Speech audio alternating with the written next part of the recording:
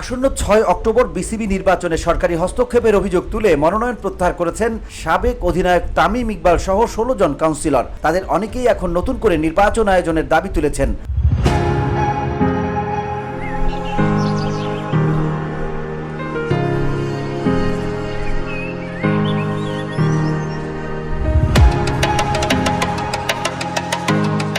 আর ৩ দফা দাবি না মানলে বিসিবির পরবর্তী ক্রিকেট টুর্নামেন্টে অংশ না নেওয়ার হুঁশিয়ারি দিয়েছেন তারা। শনিবার মোহামেডান স্পোর্টিং ক্লাবের সংবাদ সম্মেলন করে এমন দাবি তুলেছেন ক্লাব সংগঠকরা। এ সময় নিজেদের দাবি ও এর যৌক্তিকতা উত্থাপন করেন মোহামেডানের কাউন্সিলর মাসুদুজ্জামান। বিবৃতিতে বলা হয়েছে, বাংলাদেশ ক্রিকেট বোর্ড পরিচালনা পর্ষদের নির্বাচনের নামে প্রহসন নিয়ে যত বিতর্কের সৃষ্টি হয়েছে, এটি বাংলাদেশের ক্রিকেটকে পৃথিবীর বুকে বিতর্কিত করেছে। তাই ৬ অক্টোবর নির্বাচন অনুষ্ঠিত করে দেশের ক্রিকেটকে কলঙ্কিত না করার জন্য অনুরোধ করা হলো। নির্বাচন গ্রহণযোগ্য করার জন্য ৩টি পরামর্শ দিয়েছেন ক্লাব সংগঠকরা। পরামর্শগুলো হলো, বর্তমান ক্রিকেট বোর্ডের পরিচালনা পরিষদের মেয়াদ বাড়িয়ে একটি সুন্দর নির্বাচনের ব্যবস্থা করা যেতে পারে, একটি অ্যাডহক কমিটি গঠন করে নির্বাচন আয়োজন করা যেতে পারে এবং বর্তমান তফসিল ও নির্বাচন কমিশন বাতিল করে পুনরায় তফসিল ঘোষণা করে নির্বাচন করা যেতে পারে বলেও মত দেন তারা।